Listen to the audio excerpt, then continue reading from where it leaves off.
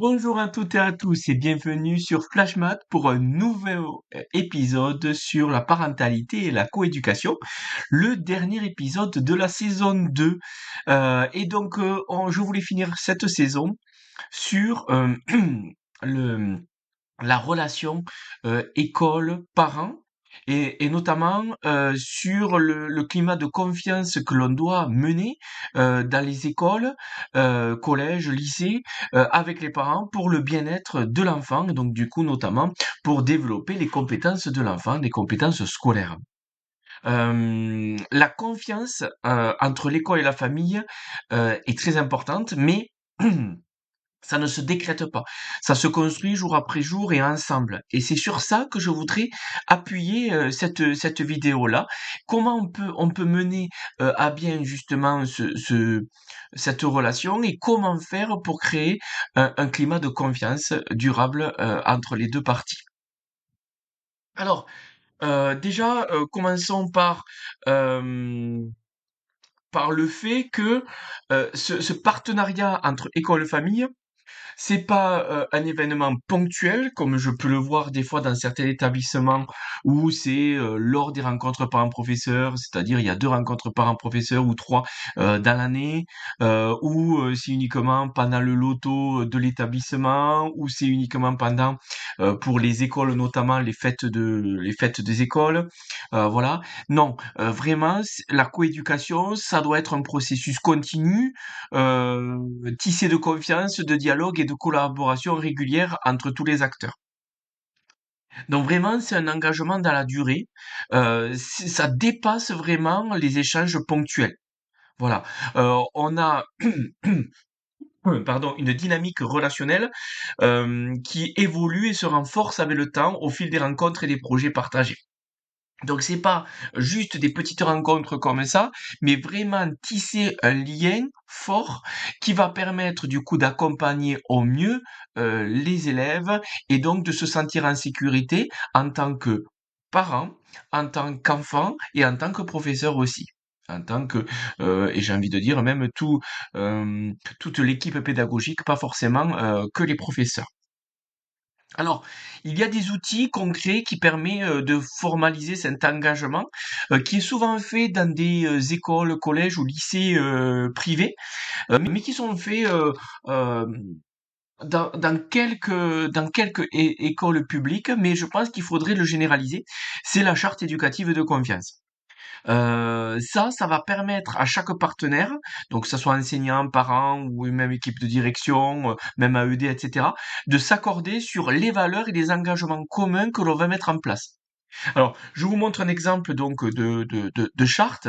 Donc bien sûr, chaque établissement fait sa charte éducative. Alors, il y a un document qui est vraiment très bien fait, qui est fait par l'APEL, sur comment mettre en place une charte éducative. Donc je vous laisserai le regarder sur internet. C'est pas mal parce que il faut pas non plus réinventer la roue. Il faut utiliser donc des éléments qui ont été approuvés, qui ont été démontrés que cela fonctionne. Donc voilà, il faut utiliser ça et pas partir d'une feuille vierge. Donc là, vous voyez un exemple de charte éducative. Donc, vraiment, on liste un peu dans les attitudes communes, qu'est-ce qu'on peut faire, heu, au niveau de l'établissement, qu'est-ce qui se passe, qu'est-ce qu'on essaye de faire pour avoir des bonnes conditions de travail, mais de travail mutuel avec les familles. Euh, la co-responsabilité éducative, qu'est-ce que c'est, qu'est-ce qu'on attend, et du coup, qu'est-ce qui est important de mener de front tous ensemble. Voilà. Et ça légitime comme quoi les parents sont les premiers éducateurs de l'enfant et, euh, et que du coup l'institution scolaire va être en surplus, on va dire comme ça, pour créer pour améliorer et pour développer et même j'ai envie de dire pour créer pour certains des compétences scolaires, mais forcément le caractère éducatif des parents sont très importants. Donc c'est pourquoi là, vraiment, cette démarche, donc de faire une charte éducative reconnaît, donc le rôle de chacun et permet de montrer que chacun est un rouage et que c'est grâce à ce lien que l'on va tisser et qu'on va créer, toutes les bonnes conditions pour l'élève ou pour l'enfant. Tout dépend si, vous êtes parent ou professeur, si vous regardez cette, vidéo. Voilà, donc une charte éducative, vous pourrez me laisser un message si jamais vous voulez avoir des informations supplémentaires là-dessus, sur la charte éducative de confiance. Donc, bien sûr que, comme je l'ai dit tout à l'heure, c'est pas uniquement des événements ponctuels comme les rencontres parents-professeurs. Donc, comme on l'a dit, c'est vraiment sur toute l'année. On envoie des messages. On essaye vraiment d'avoir une grande relation, limite une relation familiale. Là-dessus, mais bien sûr qu'il y aura des étapes du parcours scolaire de l'enfant qui va permettre de renforcer ce lien. Alors ça peut être donc les rencontres parents-professeurs, ça peut être les fins d'année, ça peut être les remises de diplômes, euh, ça peut être par exemple des journées portes ouvertes où on va voir les productions de son enfant qui seront affichées dans le hall, etc. Enfin, il y a plein d'étapes qui vont jalonner le parcours scolaire de l'enfant et donc qui va permettre de renforcer ce lien. Et la régularité et la bienveillance dans les échanges sont les fondations d'un partenariat solide et durable. Bien sûr, s'il n'y a pas de bienveillance, ça va être compliqué. S'il n'y a pas de régularité et qu'on contacte les familles uniquement quand il y a un souci ou une fois par an, ça va être compliqué de tisser un lien important avec les familles. Je l'ai pas dit, mais je le dis maintenant. Bien sûr, cette vidéo s'adresse aussi bien aux parents que aux professionnels de l'éducation. C'est très important d'avoir les deux et de comprendre les deux. Alors, pourquoi ce partenariat durable, il est essentiel? Alors, là, je m'appuie donc sur une étude qu'avait fait Karen Mapp, qui était donc à Harvard, donc, et qui avait fait une étude sur l'implication des familles, l'implication active des familles, et surtout euh, euh, le lien qu'il va y avoir entre la progression de l'enfant et l'amélioration des résultats scolaires. Alors du coup, il a été démontré dans cette recherche que l'implication active des familles dans la scolarité améliore significativement les résultats scolaires. Ça réduit le décrochage aussi et ça renforce le bien-être des élèves. Donc on est vraiment sur trois pans qui n'est pas négligeable. Le décrochage, renforcer le bien-être et amélioration des résultats scolaires. Donc, ça veut dire que euh, impliquer les familles dans la scolarité et, et qu'au final, avoir un partenariat structuré avec les familles, c'est pas du tout un luxe, c'est vraiment une nécessité éducative. Et donc, quels sont les bénéfices pour chaque acteur? Je commence du coup par les élèves, bien sûr. Notre noyau, le centre du coup de tout.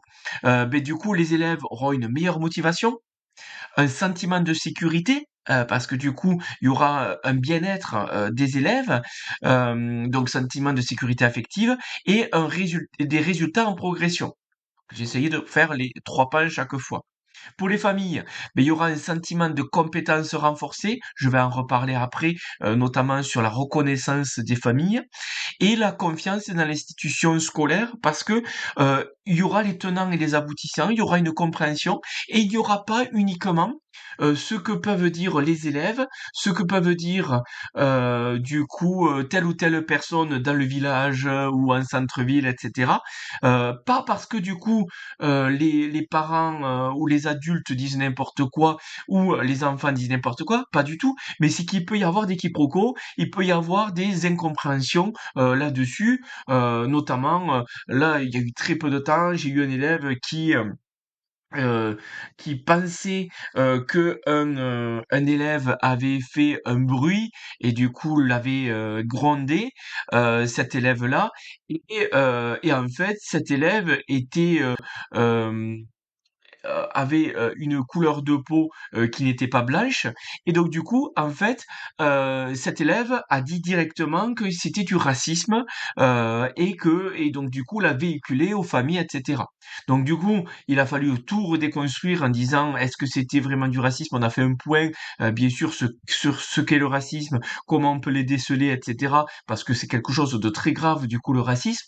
Mais du coup, on en est venu, grâce à un débat et grâce à une reconnaissance mutuelle, que finalement, non, c'était pas du racisme et que du coup, on était sur un court-circuit d'informations. Mais vous voyez que ça, directement, ça peut être véhiculé aux familles. Les familles se disent, ah ben en fait, on a un professeur qui est raciste et ça fait boule de neige.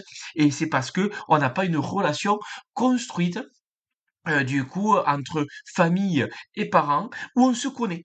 Où on se connaît, on s'apprend, on partage des éléments et surtout, on partage des avis pour que justement les enfants aillent le mieux possible. Et pour les enseignants, bon, bien sûr, il y a une motivation accrue parce que du coup, on va se sentir pas délaissé, c'est-à-dire on va avoir on va avoir les familles qui seront avec nous, on va avoir les enfants qui seront avec nous, les enfants vont progresser, on va être très contents parce qu'ils vont se sentir bien, ces élèves-là, et en plus, ils vont se sentir en progression, et donc nous, ça nous fera vraiment plaisir, on se sentira très utile, on ne se sentira pas agressé par un élève ou par une famille, donc c'est très important. Il y aura une cohésion d'équipe. Quand je parle d'équipe, c'est dans un sens large, donc pas que équipe donc éducative du collège ou de l'école ou du lycée, mais toute l'équipe, donc parents inclus, et une relation apaisée avec les familles, donc ça je l'ai dit. Et donc pour la communauté en totalité, ben, il y aura un climat scolaire harmonieux, une culture de coopération ancrée dans l'établissement. Et ça, c'est loin d'être négligeable. Alors, le rôle de chacun dans le dialogue. Parce que, bien sûr, la coéducation, c'est une responsabilité qui va être partagée. Donc, donc enseignants comme parents comme élèves vont contribuer chacun à leur manière à bâtir donc un dialogue de qualité. Donc, qu'est-ce qu'il faut vraiment veiller pour ce dialogue-là, et donc pour ceux qui veulent faire une charte éducative, euh, donc n'hésitez pas à mettre aussi dans la charte éducative ce point-là, ou n'hésitez pas à en parler, que ce soit en tant que parent ou en tant que professeur, dans différentes rencontres avec ben, l'un ou l'autre, pour que du coup on soit au mieux dans la relation et donc dans le dialogue. Alors pour les enseignants, déjà je commence par eux. Bien sûr, parce que bon, moi je suis enseignant, mais je suis parent et j'ai été ancien élève forcément. Donc je pense qu'il y en a plein qui sont dans mon cas. Donc pour les enseignants, c'est d'adopter une posture d'écoute active et de transparence. Ça c'est très important. Une écoute active, pas du coup de se focaliser directement sur ce qui va être dit aux parents, sans même écouter le parent ce que il ou elle va dire. Et ça c'est un gros problème si on n'a pas une posture d'écoute active. Transparence, c'est-à-dire que il faut pas se dire je suis professionnel de l'éducation. Si je commence à avouer que je me suis trompé à telle ou telle chose, le parent ne va plus me faire confiance et donc du coup ça ne va pas aller. C'est l'inverse. C'est-à-dire que si on reste sur une mauvaise foi, les parents ne vont plus nous faire confiance, et ça c'est légitime. Voilà. Donc ça, c'est important, posture d'écoute active et de transparence, s'adapter aux réalités et aux besoins spécifiques de chaque famille. Un grand nombre de professeurs me disent oui, mais celui-là, par exemple, il n'a pas ses affaires depuis plusieurs jours, etc. Je vais convoquer les familles, on va en parler, et là, il y a un genre d'explication de la vie en disant oui mais c'est pas normal que votre enfant il n'ait pas ses stylos, etc. Il va falloir que vous fassiez le nécessaire, alors qu'on est dans une situation très compliquée, une perte d'emploi par exemple, où justement les familles font le nécessaire, mais du coup il y a un problème de raquettes. En fait il y a plein de situations, mais si on n'a pas une écoute active et que du coup directement on se dit c'est la faute de l'élève, c'est la faute du parent, moi je pense que c'est un gros problème. Parce que du coup, au niveau des parents, ils peuvent faire exactement la même chose. C'est la faute du prof et c'est fini. Donc là, c'est rien de constructif. On est on tire tous dans le même sens. On est tous, euh, on fait tous partie de la même équipe. On ne doit pas se tirer dans les pattes. Voilà. Euh, donc, ce que j'ai dit, donc s'adapter aux réalités et aux besoins spécifiques de chaque famille, sans jugement ni présupposé. C'est ce que j'ai dit. Donc, être initiateur du lien, même quand c'est difficile.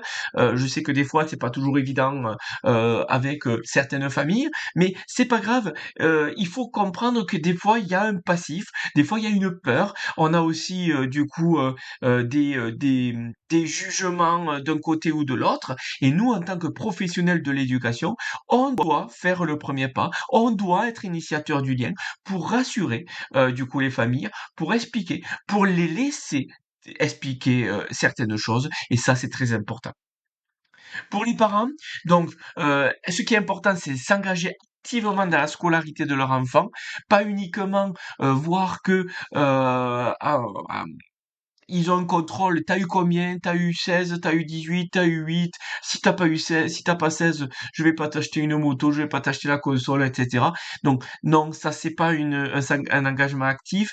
Je sais que vous avez tous un travail ou en tout cas des préoccupations ou d'autres enfants. Je sais que c'est pas évident de se dupliquer, mais j'ai fait une vidéo justement sur l'accompagnement des enfants, donc vous pourrez aller la voir, bien sûr. Mais ce qu'on attend dans l'engagement, c'est pas uniquement de faire le travail avec votre enfant. Et d'ailleurs, je pense qu'il ne le faut pas.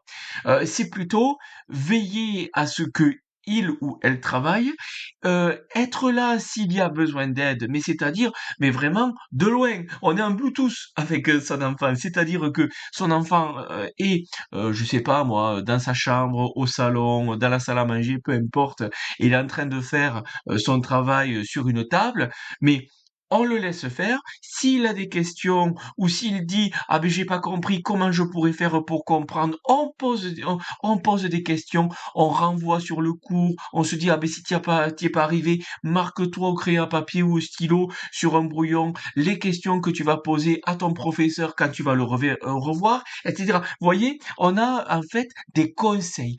C'est plus des conseils que faire à la place ou de refaire les cours de maths et refaire les cours de français. C'est pas ça. C'est avoir des conseils éducatifs pour son enfant. C'est ça le plus important.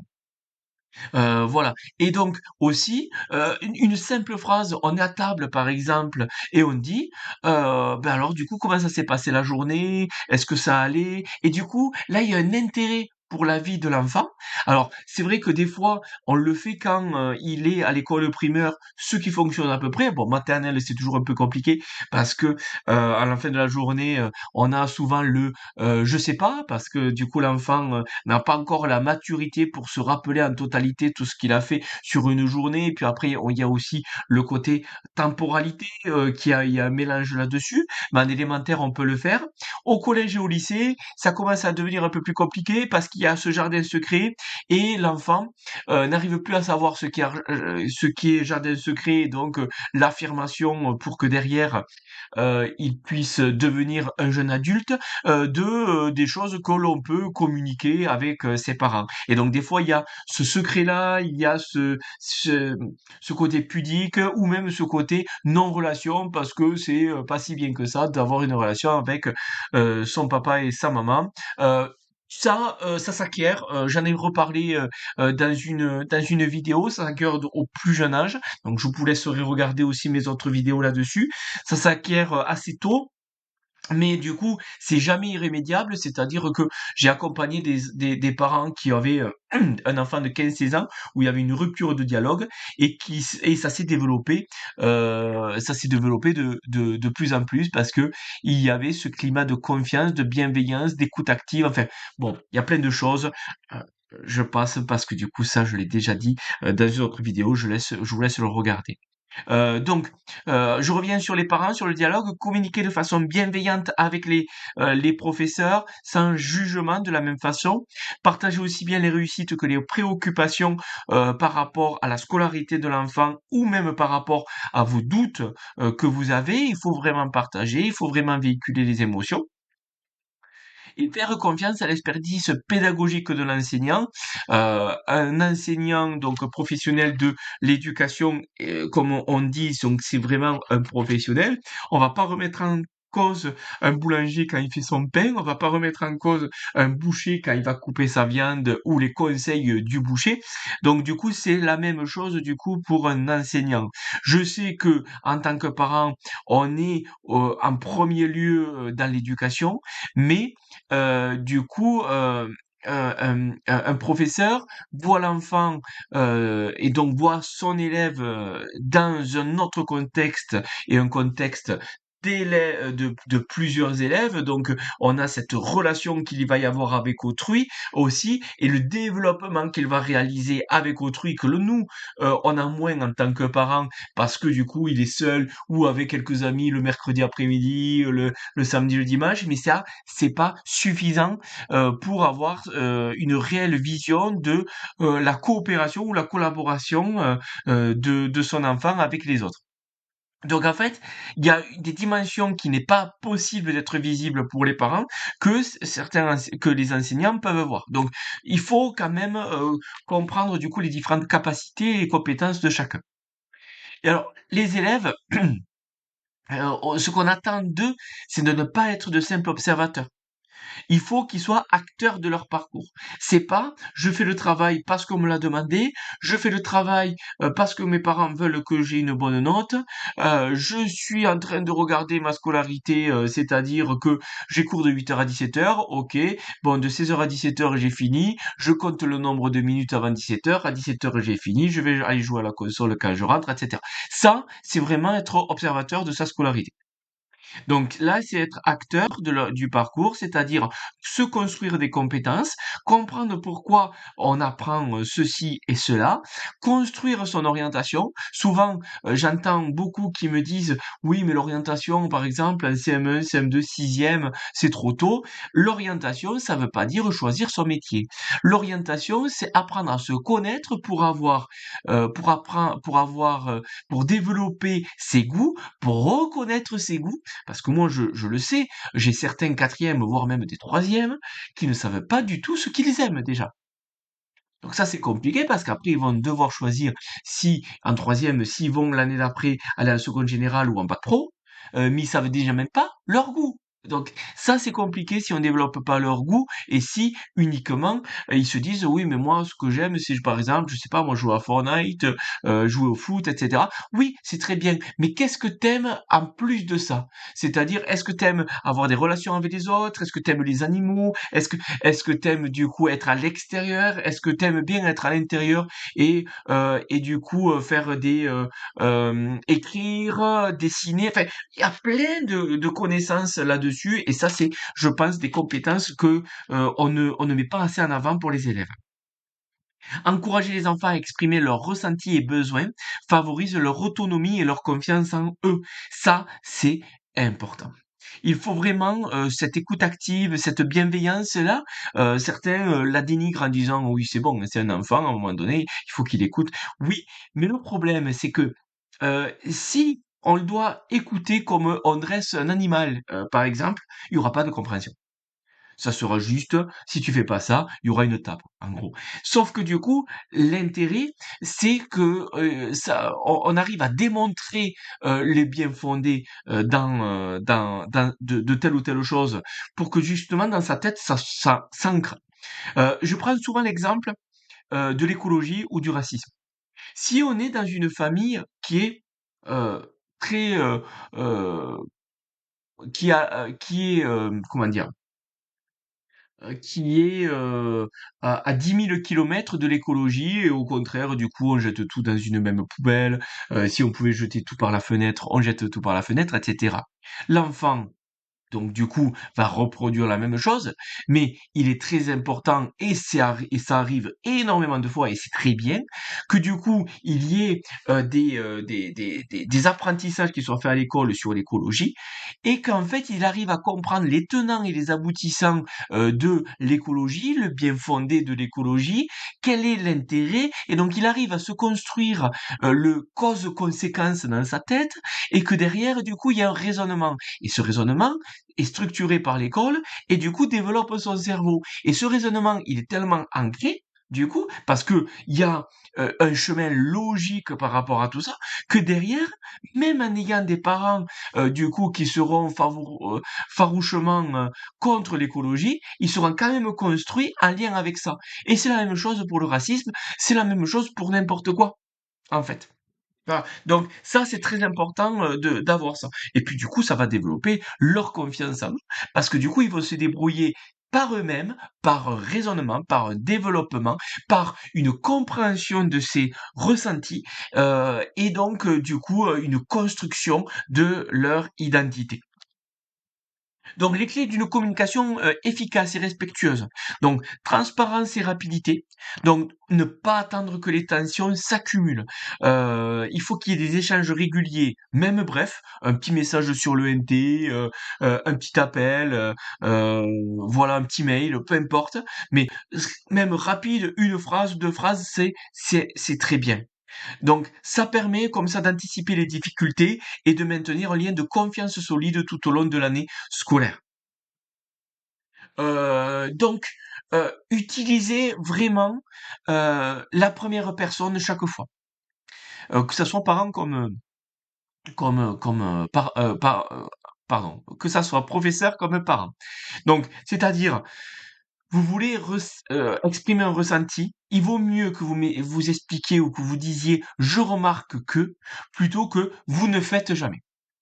Vous ne faites jamais. Alors, on est d'accord que pourtant c'est deux phrases où il n'y a pas d'insulte, il n'y a pas voilà, mais on est complètement sur des postures différentes. Je remarque que ça veut dire qu'on est sur le ressenti, on a l'impression que on en échange, on parle, on est sur un dialogue bienveillant et donc du coup une écoute active. Vous ne faites jamais. Ça sous-entend que déjà on accuse, donc on attaque, et donc là, ça va fermer tout dialogue. Donc ça, c'est un petit changement pourtant, mais ça a un effet très profond sur la relation et sur la communication. Valoriser les compétences parentales, ça c'est très important et je vais y revenir après. Donc, reconnaître que chaque famille possède des ressources et un savoir précieux. Et ça, c'est très important parce qu'en plus c'est très vrai. Mais souvent, les enseignants ne le disent pas. Donc, il faut valoriser les compétences parentales parce que ça va renforcer la confiance en soi des parents et leur engagement dans la communauté éducative. Et souvent, il y a des problèmes avec certains professeurs là-dessus, ou même tout, hein, AED, principaux, etc.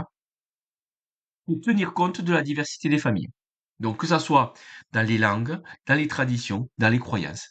Il faut qu'il y ait une communication inclusive et respectueuse des différences culturelles, parce que c'est le fondement d'un dialogue efficace. Alors, ça, j'en ai un grand nombre qui disent ah oui mais je comprends, c'est normal que du coup cette fille là, cet élève là, par rapport à la famille, vu les croyances, vu les traditions, ben du coup elle va être reléguée à la boniche, etc.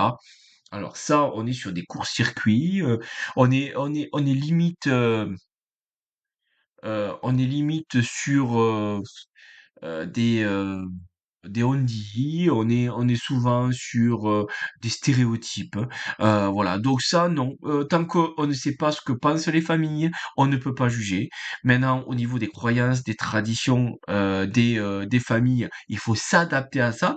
Et comme toute croyance ou tradition que l'on peut avoir, on peut arriver à faire un pas d'un côté et de l'autre. C'est-à-dire que derrière, tant qu'il y a un raisonnement déductif, tant qu'il y a une cause-conséquence, et une compréhension, un dialogue et un dialogue bienveillant et du coup une écoute active, tout va fonctionner. Que ça soit avec même pas la même langue, pas la même tradition, pas les mêmes traditions, pas les mêmes croyances, ça change rien ça. Ça, on s'en fiche. Là, l'intérêt, c'est l'enfant et que du coup, tout se passe le mieux possible. Alors, j'ai essayé de faire un exemple concret avec la classe de Monsieur X. Donc voilà, j'ai pris voilà et des parents partenaires. Donc j'ai essayé de prendre une situation qui pourrait parler. Comment on pourrait faire pour transformer. Alors c'est un exemple, cet exemple-là, quand même que je le dise, pour des personnes qui vont se le sentir, hein, bien comme il faut, parce que là on est sur du plus plus plus. Déjà, si vous avez acquis tout ce qu'on a dit avant, c'est-à-dire sur la bienveillance, si tout ça, bon, ça sera déjà très bien. Ça c'est un pas de plus, mais je tenais à à donner un exemple concret qui pourrait améliorer encore plus les choses. Donc, comment transformer la salle de classe en un espace de co-construction? Donc, on a Monsieur X qui est enseignant en CM2 et il a osé inviter les parents à devenir de véritables partenaires pédagogiques. Donc, ce qu'il a voulu faire, c'est une organisation d'ateliers participatifs mensuels. Souvent, c'est des cafés des parents qu'on entend souvent. Donc moi, j'aime bien atelier participatif. Voilà, ça, ça enlève le côté parce que en fait, le café des parents, je trouve que c'est bien, hein, c'est un bon appel. C'est, pour inciter du coup les parents à venir et donc autour d'un café, parler, discuter et cetera. Mais je trouve que c'est un peu frileux, de la part des enseignants de d'appeler ça un café des parents. Parce que on se dit souvent, «Je vais appeler café des parents», comme ça derrière, on va pas leur dire que du coup on va parler de la scolarité ou qu'on va développer les compétences parce que j'ai peur qu'ils viennent pas si jamais. Alors ça c'est sous-estimer les parents. Je pense que derrière, si ils savent va y avoir des ateliers participatifs, d'où pourquoi j'ai mis ça, pour la scolarité de leur enfant et pour se mettre heu, pour qu'on comprenne pour qu'ils comprennent, pardon, qu'ils sont actifs dans la scolarité de l'enfant, pour moi, je pense que c'est très important. Parce que donc du coup, ça va renforcer la confiance en soi, des parents. Ils vont pas se sentir exclus et derrière, on va être sur une communauté éducative, du coup. Donc c'est pour ça. Bon. Donc organisation d'ateliers participatifs mensuels où là, alors là j'ai poussé un peu plus qu'un simple café des parents où on va avoir un intervenant qui va venir, où on parle aussi entre parents et entre enseignants de façon informelle. Où là on va avoir les parents et les enseignants qui co-construisent des activités pédagogiques adaptées aux besoins identifiés en classe. Alors attention, des activités pédagogiques adaptées aux besoins identifiés en classe, c'est pas des activités de mathématiques, français, etc. Ça peut être justement un problème de relationnel qu'il va y avoir entre les élèves, et donc on va créer des activités pédagogiques tous ensemble pour justement améliorer cette coopération ou collaboration au sein de la classe. Et donc là, derrière, on va avoir donc les enseignants qui vont pouvoir dire qu'est-ce qu'on pourrait mettre en place, les parents qui disent ah mais ça pourrait aussi être pas mal, et donc du coup on est acteur de tout ça.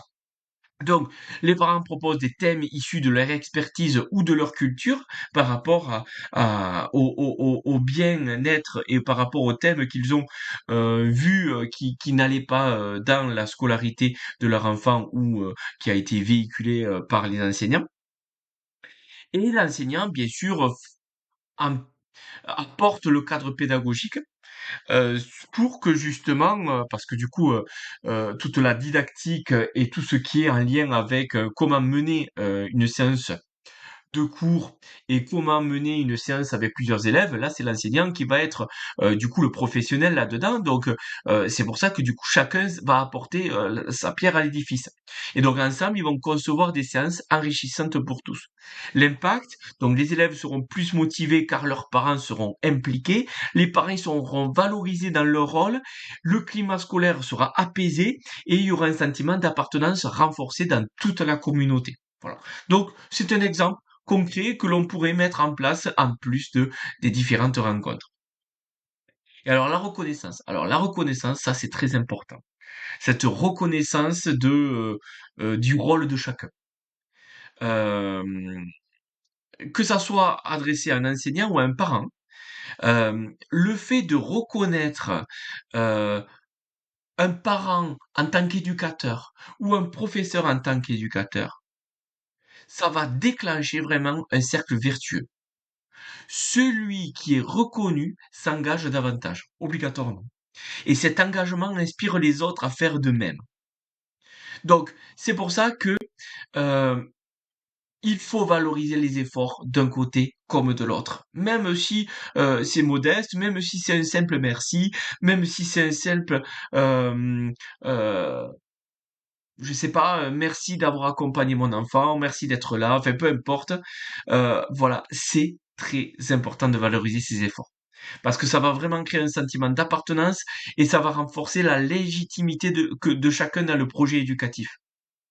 Donc, bien sûr que la reconnaissance n'est pas une récompense exceptionnelle, c'est plutôt une pratique quotidienne qui nourrit la confiance durable. Alors, on se dit oui, bon, c'est qu'un simple merci, mais il le sait, le professeur, ou le parent me le sait, du coup que je le reconnais en tant que aidant pour son enfant, etc. Je le sais, non, on ne sait pas vraiment les choses quand on les dit pas. Dans un couple, on dit pas, oui, mais je le sais qui m'aime. On dit, je t'aime. Clairement, il faut le dire. Il faut dire les choses parce que le on sait, non, ça ne suffit pas. Le on sait. Et donc là, du coup, cette reconnaissance, ça a été reconnu, hein, il y avait 3 fois plus d'engagement quand il y avait une reconnaissance. Les parents reconnus s'impliquent jusqu'à 3 fois plus dans la vie scolaire de leur enfant.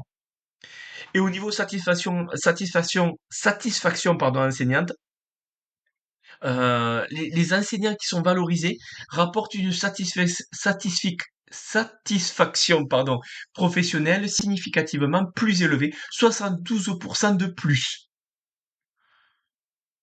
C'est pas, c'est pas du coup, c'est pas déconnant, hein, pardonnez-moi le mot, mais c'est pas négligeable ça de faire cette reconnaissance. Et dans certains établissements scolaires, ils font des cérémonies annuelles de remerciement qui sont organisées pour honorer les parents et les enseignants particulièrement investis dans le partenariat éducatif. Il y en a des fois, ça dure 2 heures ou parce qu'il y a eu tellement de parents qui ont été investis et d'enseignants investis que du coup, on a des remerciements énormes. Mais c'est très bien.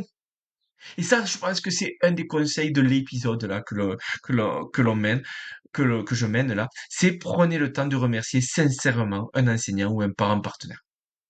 Un mot écrit, un message, un geste, la reconnaissance, ça crée de la confiance. C'est vraiment très important. Donc, vraiment pour finaliser là-dessus, parce que c'est une vidéo déjà qui est un peu longue, qui va durer dans les 40 minutes, mais c'est vrai que c'est très important et ça clôture vraiment cette saison et j'espère en tout cas que vous le comprenez. C'est la philosophie de toutes les vidéos que je mène là.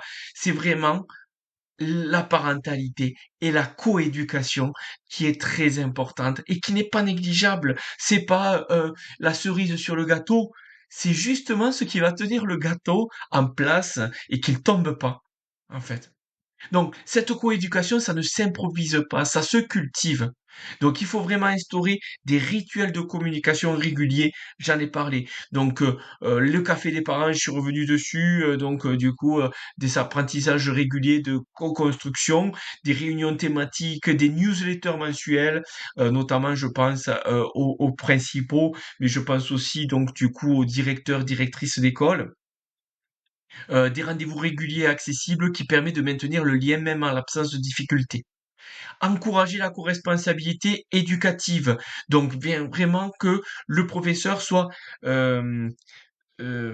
initiateur donc du coup de la démarche, mais si vous voyez en tant que parent qu'il n'y a pas d'initiation, vous pouvez aussi initier les choses. Il vaut mieux que ça soit initié par un parent que jamais initié. Donc, impliquer les parents dans la conception des projets d'école et dans les décisions qui concernent leurs enfants. Partager la responsabilité, c'est partager l'investissement. Et pas de se dire, oh, mais pour qui se prend ce parent? Il me marche sur les plates-bandes. Pas du tout. Il n'y a aucune menace à avoir. C'est pas l'un contre l'autre, c'est l'un avec l'autre. On tire dans le même sens et on est une même famille. Pratiquer l'écoute active et la bienveillance, j'en ai parlé longuement, mais ça c'est très important de bien formuler ce que l'on dit, d'accueillir sans juger, toujours chercher à comprendre avant de répondre, et ça, cette bienveillance, c'est très important. S'appuyer sur des outils structurants. J'ai parlé de la charte éducative de confiance qui devrait être menée dans toutes les écoles, collèges et lycées. Maintenant, c'est pas encore le cas. C'est surtout mené dans des collèges et non, dans des collèges, oui, lycées et écoles privées. Mais du coup, je pense que ça peut être mené dans beaucoup d'écoles. Et ça, ça va permettre donc d'avoir une base commune où on pourra s'appuyer, surtout dans les moments de tension. Voilà. Bon, j'espère que j'ai été assez clair. Désolé, ça a duré 40 minutes, je voulais pas dépasser 30, mais c'était vraiment pour clôturer cette, cette saison. Et c'est une vidéo qui est le noyau, en fait, un des noyaux de la parentalité et la coéducation. Voilà. Bon, allez, je vous laisse. N'hésitez pas à mettre un commentaire, n'hésitez pas à vous abonner à ma chaîne et n'hésitez pas à mettre un j'aime. Voilà. Bon, allez, je vous laisse. Passer une bonne journée et à très bientôt.